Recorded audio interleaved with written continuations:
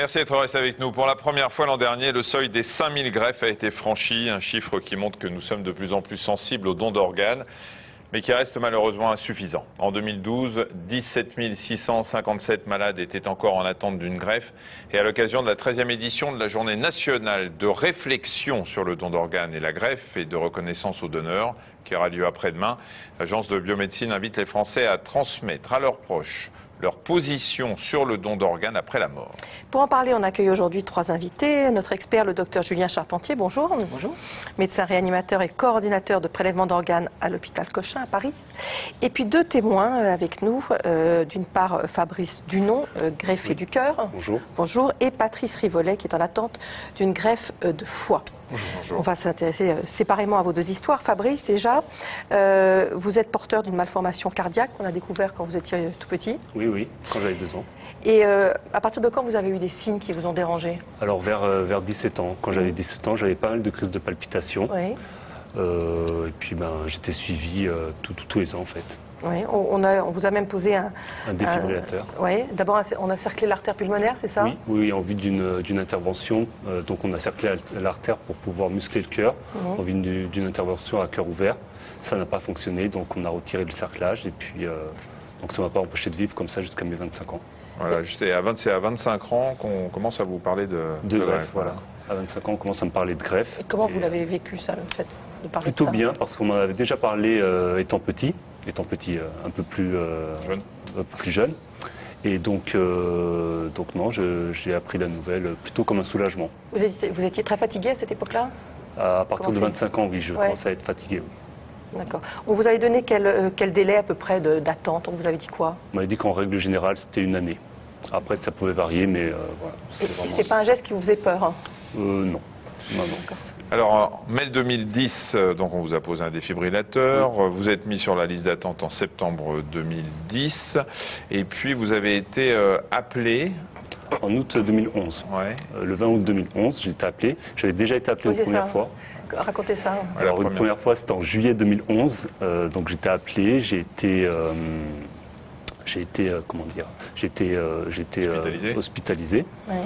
Et donc, j'ai été réveillé sans être greffé. Parce qu'on s'est aperçu que le cœur n'était pas en bon état. Exactement. On vous a endormi, tout? On m'a endormi, je suis passé au bloc, mais le cœur n'était pas en bon état. Donc, deuxième appel. Deuxième appel, donc c'est 1 mois et demi plus tard. Ouais. Ça s'est très bien passé. Donc j'ai été avec un peu moins d'enthousiasme parce que c'est vrai que le premier échec c'était un peu... Vous avez chaudé. Voilà, exactement. Mais la deuxième fois ça s'est très bien passé. Je suis resté 3 semaines à l'hôpital. Une vraie transplantation, cette fois on a pu vous greffer Comment vous vivez par rapport au donneur? Vous y pensez, vous n'y pensez pas? Faites attention à votre cœur, pour lui, faites quoi? Exactement, donc j'y pense pas tous les jours, mais je fais vraiment attention à ce don parce que c'est précieux. Et donc, c'est plus par des gestes au quotidien, c'est-à-dire éviter de s'énerver, essayer de vraiment parler du don d'organes, de sensibiliser. C'est comme ça que j'essaie. Vous lui rendez hommage comme ça? Voilà, c'est comme ça que je rends hommage. Voilà. Alors, docteur Charpentier, on va revenir sur votre cas dans quelques instants, mais docteur Charpentier, cette notion d'avoir quelque chose en soi qu'on doit absolument protéger parce que ça fait partie d'un don, est-ce que tous les greffés, comme on pourrait l'imaginer, mais sûrement à tort, ont cette notion dans la tête, que c'est un don, un cadeau, et il faut en faire plus attention que si c'était son propre organe? Ils en ont d'autant plus conscience qu'ils ont été en attente et ils ont attendu que quelqu'un, malheureusement, meure pour bénéficier de cet organe. Donc ils ont déjà cette notion qu'il y a eu un deuil derrière. Et puis, alors, je ne suis pas du tout philosophe, mais il y a l'histoire du don et du contre-don. Quand on a un don, on doit redonner quelque chose en échange.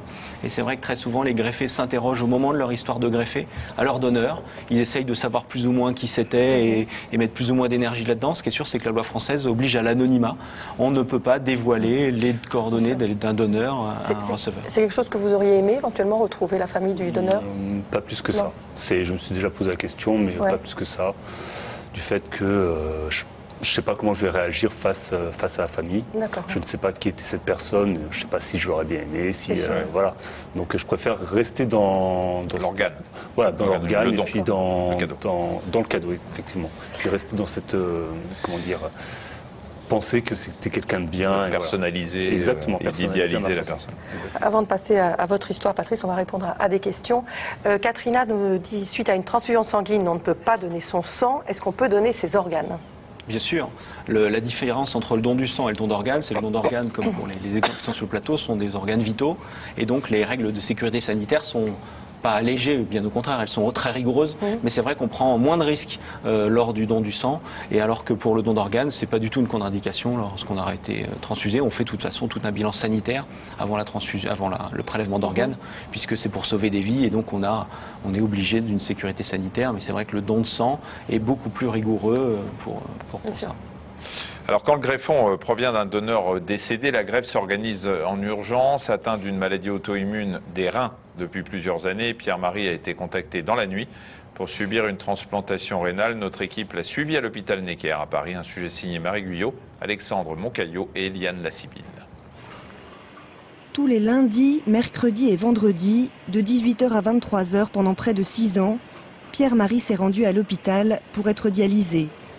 De longues années d'attente dans l'espoir d'une greffe de rein. Pendant la première année, j'attendais pas. Deuxième année, j'attendais toujours pas. Troisième année, même si je disais que j'attendais pas, ça commençait à être un peu plus intérieur, on va dire. Et puis le téléphone plus proche. Voilà, on fait un peu plus attention à un certain nombre de choses en disant ça va venir. Mais en fait, plus on se crée l'attente, plus c'est long. Hier, dans l'après-midi, Pierre-Marie a reçu un appel téléphonique à son travail. Un greffon est enfin disponible. Mais des examens complémentaires sont nécessaires. Il ne sera que dans 4 heures si la transplantation peut vraiment avoir lieu. Là, les 4 heures sont très longues. Première heure, je continue à travailler, je m'occupe. Deuxième heure, je commence à organiser pour répartir le travail. Pour la suite, on va dire, pour l'absence surtout. Et puis, toujours pas d'appel. Et on se dit, finalement, c'est peut-être tombé à l'eau. Et puis finalement, à 22h, il y a eu un appel et on m'a dit, si vous pouvez venir, on vous attend. J'ai senti vraiment une grande joie, je veux dire, même les enfants, tout le monde a pleuré, quoi. Parce qu'on attend. C'est long, très long. Ce patient a attendu 5 ans pour plusieurs raisons. La première, c'est qu'en Ile-de-France, déjà, les délais d'attente sont assez longs parce qu'on a beaucoup de personnes inscrites sur les listes par rapport au nombre de donneurs. Vous savez qu'on a une pénurie de donneurs.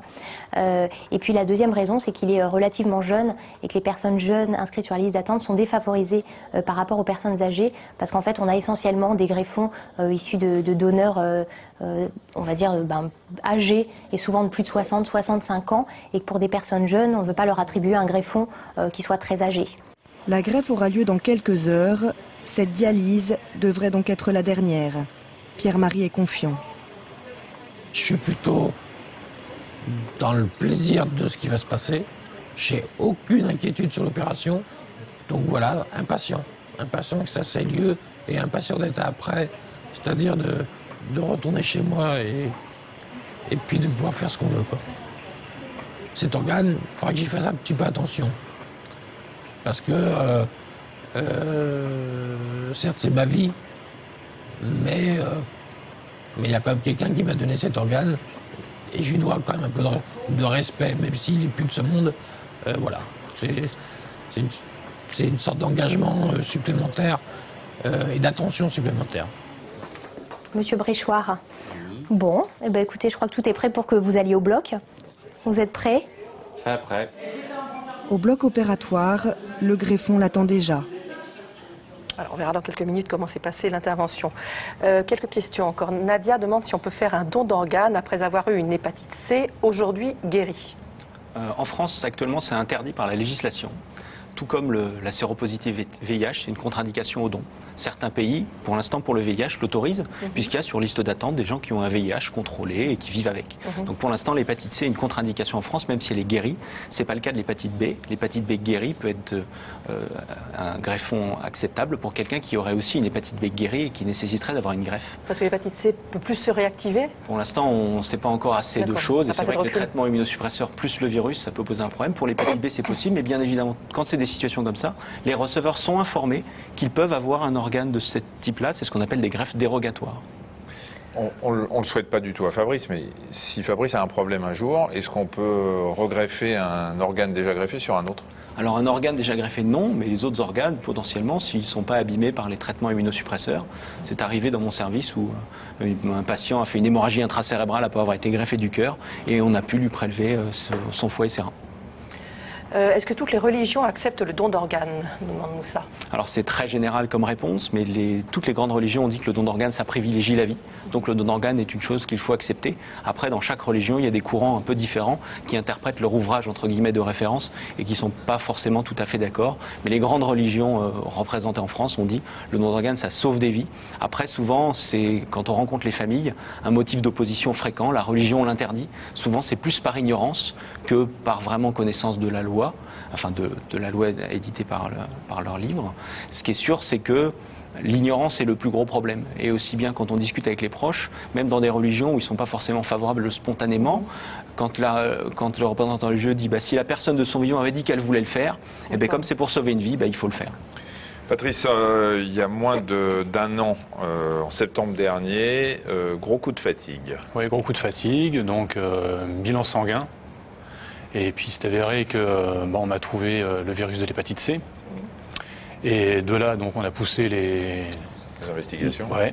Et jusqu'au moment où on m'a découvert un nodule sur une partie du foie. Donc en fait, la maladie était là depuis longtemps? Oui, très longtemps, oui, et a évolué. Depuis une trentaine d'années, visiblement, l'hépatite C. Évolué en cirrhose et en cancer. Voilà, tout à fait. Donc là, j'ai passé scanner pour être sûr de savoir ce que j'avais réellement. Et là, c'est avéré que j'avais un cancer du foie, quoi. D'accord. Donc on a essayé d'abord d'éliminer le virus, bithérapie. Alors déjà, oui, j'ai été traité en bithérapie pour le virus de l'hépatite C. Et puis, comme ça a pris peu de temps justement pour que le virus soit éradiqué, on a pu commencer à traiter donc mi-février les tumeurs par chimiothérapie, donc par chimioembolisation. Oui, c'est qu'on va mettre directement la chimiothérapie dans la tumeur. Directement sur les tumeurs, quoi. Donc j'ai eu 2 sessions de chimio. Il a été question à un moment peut-être que de résection de la partie qui était malade, la partie du foie qui était malade. Mais bon, du fait que le foie est abîmé entièrement par la cirrhose, et puis qu'il aurait fallu peut-être couper beaucoup plus large pour enlever cette partie-là, ils ont préféré justement passer directement à la transplantation. Donc vous êtes sur les attentes? Oui, je suis sur les attentes là depuis le 13 juin. Je viens de recevoir la confirmation là. Donc c'est tout récent pour moi, quoi. On va continuer juste. Vous avez une hépatite C qui a été traitée, mais il reste des lésions. Il y a quelques années, on ne mettait pas sur les attentes une personne qui avait une hépatite C. Ça a quand même beaucoup évolué. Oui, parce qu'on ne comprenait pas bien comment le virus était répliqué et ce que ça allait faire avec les immunosuppresseurs. Avec le recul et les nouveaux immunosuppresseurs qu'on doit donner après une greffe, on contrôle mieux la maladie et on a possibilité de greffer des gens qui ont l'hépatite C, bien sûr. Mais dont le virus est contrôlé par le traitement. Absolument. Il faut que l'hépatite soit contrôlée. Alors vous êtes sur les attentes depuis une semaine, parce que vous avez refusé que votre fils de 25 ans vous donne une partie de son... Non, j'ai pas refusé, c'est que lui, il a... Juste on précise que pour certains organes, comme les reins le plus souvent, mais aussi le foie, on peut prélever une partie du foie pour le donner à un parent, et le foie de la personne qui a été prélevée va ensuite reprendre pratiquement son volume initial. Je dirais que le souci, c'est que moi, je me trouve avec un groupe sanguin peu répandu, et que mon fils, justement, a le même groupe sanguin que le mien. Donc lui, il a voulu se proposer en tant que donneur de son vivant. Moi, je suis pour ce genre de truc, mais bon, comme c'est quand même mon fils, et que ça fait prendre quand même énormément de risques, parce que c'est une grosse opération, je ne peux pas me permettre, il a que 25 ans, de lui... C'est marrant d'ailleurs, parce que vous comprenez que ça puisse se faire dans d'autres familles, mais quand c'est votre fils, un peu moins. Ouais. Mais non, parce qu'il y a, c'est que bon, pour le rein, c'est peut-être plus facile. Il y a des équipes pour le foie qui l'ont arrêté. Parce que déjà, moi, je me suis renseigné bien avant. À l'hôpital Saint-Antoine, on m'a dit, ils m'ont dit que ça se ferait pas, de toute manière. Mais lui, comme il avait voulu, il veut vraiment voir comment, déjà faire l'investigation par lui-même.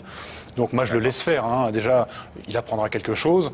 Je pense que ça va être refusé. Mais sait-on jamais, un jour, si jamais je ne trouve pas justement d'organes disponibles, Peut-être que sachant que mon fils est le même groupe sanguin que moi, peut-être que dans 1 an, 2 ans ou 3 ans, je ne sais pas, peut-être qu'il y aura possibilité justement de pouvoir faire cette intervention. Voilà. On sait juste pour bien préciser que pour le rein, effectivement, c'est bien maîtrisé et que ça se fait de manière courante. En France, c'est 10% des greffes de reins sont faits à partir de donneurs vivants. Ce qui est moins que dans d'autres pays. Beaucoup moins. Et pour le foie, il y a des équipes qui ont arrêté. Oui, il y a des équipes parce qu'effectivement, on fait courir un risque à un donneur vivant qui est a priori en bonne santé, qui a bien évidemment tout un bilan, qui essaye de savoir s'il a des pressions personnelles ou comment ça se passe. Mais c'est vrai que c'est plutôt réservé à des situations où il n'y a pas d'autre alternative. Mais par contre, la démarche qui vient de votre fils, il est important qu'il l'amène au bout. Oui, effectivement. Et justement, à rendez-vous donc le 2 juillet, justement, il a pris rendez-vous avec la coordination du docteur Soubran pour voir comment ça allait se passer, s'il y a possibilité ou pas, quoi. Donc, moi qu'il ait pris l'initiative, c'est très bien. Oui, c'est un beau geste. Oui, oui. Parce qu'il n'y a pas beaucoup de gens éventuellement qui le feraient, sachant que bon, c'est une grosse opération. Il faut du courage et de l'amour quand même. Oui. Il faut tout ça. Oui. C'est pas mal. On va revenir à votre histoire. On demande combien de temps une opération pour une greffe peut-elle durer. Alors tout à l'heure, on avait écouté le témoignage de Pierre-Marie, 51 ans, qui était entré à l'hôpital donc pour une greffe de rein. Et on va suivre maintenant l'intervention. Ça se passe toujours à l'hôpital Necker. C'est un sujet de Marie Guyot, Alexandre Moncaillot et Eliane Lassibil. Dans cette glacière conservée à 4 degrés, le rein d'un donneur décédé. Il a été prélevé il y a 12 heures. Avant de le transplanter, le chirurgien inspecte le greffon. Le rein est plutôt joli, il n'y a pas de tumeur. Maintenant, on va regarder précisément les vaisseaux. Je vais mettre des pinces pour les repérer. Et très bien, on voit ici que l'aorte est très peu calcifiée. L'artère est plutôt souple. Ça, c'est un bon élément en fait. Le greffon est de bonne qualité. Le chirurgien va quand même devoir le préparer. Il enlève la graisse et dégage les vaisseaux. Ici, on a donc les 2 artères en fait, avec ce qu'on appelle une languette d'aorte, le patch aortique. Ici, on va utiliser la veine rénale et ici en bas, l'urtère qui est là. En attendant la transplantation, le greffon est replacé dans la glace. Pierre-Marie entre au bloc opératoire. Bonjour monsieur, je suis le docteur Ariane en fait. Je vais faire la greffe, je vais vous saluer. Pierre-Marie est endormi.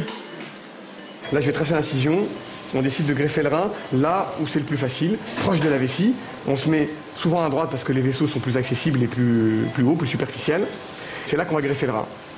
Pour implanter ce greffon, le chirurgien va créer une loge spéciale dans l'abdomen de Pierre-Marie.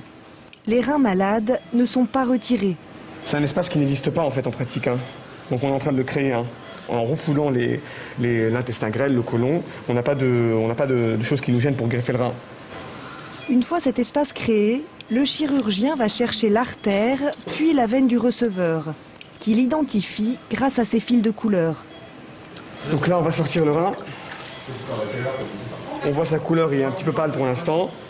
Et on va le greffer dans cet axe. C'est-à-dire qu'on va le mettre comme ça. On va connecter tout d'abord la veine, après on connectera l'artère. Lâche le fil. Voilà.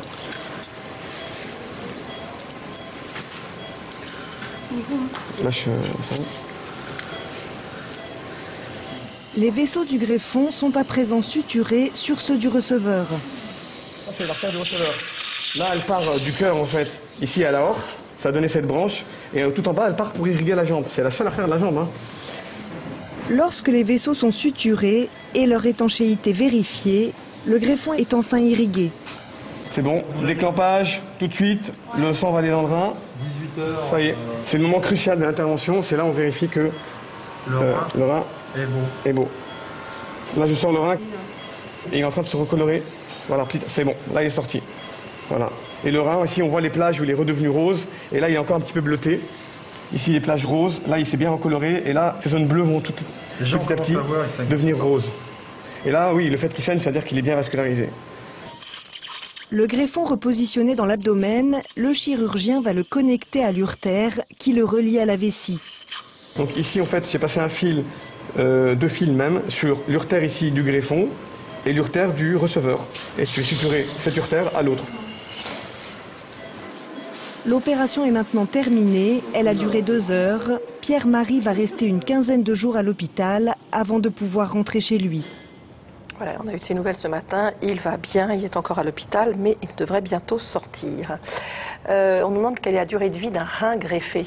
Ça dépend de l'âge du donneur, mais ça peut aller jusqu'à 10-15 ans sans problème. Donc ensuite, il faut... Après, les gens sont remis en dialyse ou regreffés, mais au bout de 15 ans, sans difficulté. En tout cas, ça améliore notablement la qualité de vie et l'espérance de vie. L'espérance de vie de quelqu'un en dialyse n'est pas du tout le même que l'espérance de vie de quelqu'un qui a bénéficié d'une greffe de rein. J'ai eu une greffe rénale à l'âge de 13 ans, j'en ai maintenant 46 et je suis très bien. René qui nous écrit, ça fait quand même 33 ans de durée de vie pour un organe, c'est vachement bien. C'est beau.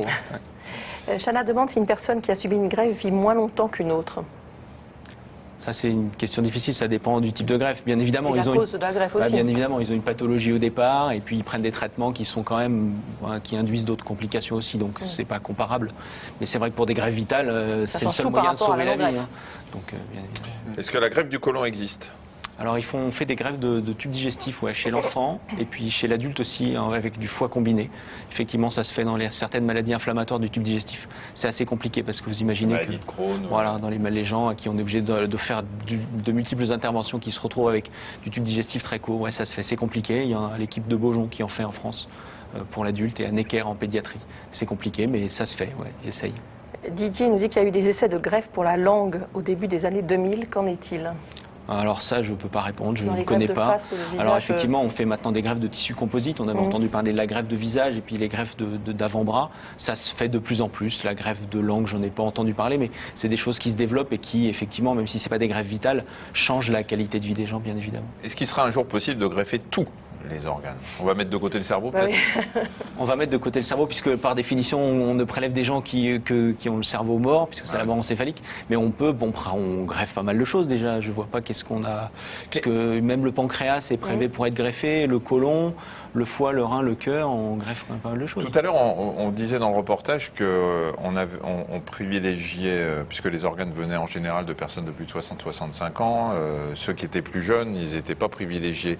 Est-ce qu'on peut imaginer un jour prendre un organe d'une personne décédée de 60-65 ans et le rajeunir à l'aide de cellules souches, à l'aide de techniques qui permettraient d'augmenter la fonctionnalité de l'organe? Ouais, c'est une très bonne question. De plus en plus, on a l'impression qu'on peut améliorer les organes une fois qu'on les a sortis du donneur. Actuellement, les organes, les reins notamment, sont mis sur des machines à perfuser qui permettent de les transporter dans des meilleures conditions que ce que vous avez vu, où l'organe est mis dans de la glace. Et ces machines à perfuser, on peut imaginer, une fois que le rein ou l'organe, puisqu'on fait ça aussi maintenant pour le poumon, on peut améliorer l'organe une fois qu'il est sorti du donneur, et on peut imaginer essayer différentes thérapeutiques comme des produits angiogéniques et d'autres choses. On n'est pas encore là, mais c'est là-dessus que les chercheurs travaillent. Ouais. Améliorer les greffons une fois qu'ils sont mis à disposition. Patrice, on vous a parlé de combien d'attentes? Pour l'instant, j'en sais rien. On vous a pas dit à peu près quel était le délai moyen? Ça peut être 3 mois, 1 an, 2 ans. Ça va dépendre justement des dons qui vont être disponibles, quoi. Des organes disponibles. Vous vivez comment pour l'instant, je le vis bien. Ce que je souhaiterais, c'est que ça se fasse rapidement, parce que je suis quand même très motivé, et puis bon, c'est pour mon salut aussi. Hein. Et bon, tant s'il faut que j'attendrai. Le problème, c'est que si jamais il risque d'y avoir récidive, ça va être rechimio, ce qui n'est pas très très agréable, parce que c'est très fatigant. Oui. C'est des choses qu'on aimerait éviter. Et c'est fatigant. Bon, maintenant, j'ai pas de date fixe. Hein. Je souhaite que ça se fasse le plus rapidement possible. Il a un groupe sanguin rare, donc il y a peu de donneurs de ce groupe sanguin, mais du coup, ils sont aussi peu nombreux sur la liste d'attente. Ça peut être un avantage aussi, justement à ce niveau-là. Toute la difficulté est d'avoir un donneur et d'avoir la possibilité d'obtenir les greffons. Juste un mot, Fabrice, vous allez participer cet été aux Jeux mondiaux des transplantés? Oui. Donc en fait, ce sont des Jeux qui ont lieu à Durban, en Afrique du Sud. Donc pour l'équipe de France, on est 55 greffés. Et donc, en tout, il y aura 41 pays participants. Et donc, pour cela, moi, j'ai monté une petite association. Voilà. Parce que vous voudriez bien avoir avec vous un réalisateur ou un cadreur pour faire un reportage, pour montrer en fait qu'on peut vivre bien. On donne l'adresse du site trans-forme. Alors ça, c'est l'adresse du site de l'association Transform. Voilà. Et bon, moi, j'ai ma propre association que j'ai montée depuis peu pour pouvoir essayer de faire ce documentaire. On mettra tout ça et le site du don d'organes aussi, tout sera sur allodocteur.fr. On va continuer avec un chat, Michel. Et toujours sur ce site, puisque notre invité, le docteur Bernard Clairaut de l'Agence de biomédecine, sont à votre disposition pour répondre à toutes vos questions sur les greffes et le don d'organes. Vous allez sur allodocteur.fr de 15h à 16h. Patrice, bon courage. En Merci attendant, beaucoup. Merci. Tenez-nous au courant. Fabrice, Oui. bon jeu cet été. Merci beaucoup. Et puis, merci beaucoup. Et demain, beaucoup plus léger, on parlera des remèdes de grand-mère pour rester en forme. Voilà. Ah oui, c'est plus léger, oui. À demain. Ça peut éviter d'avoir justement La greffe, plus grave. je suis pas sûr. À demain à 13h40 sur France 5. Merci. Très bon après-midi, au revoir.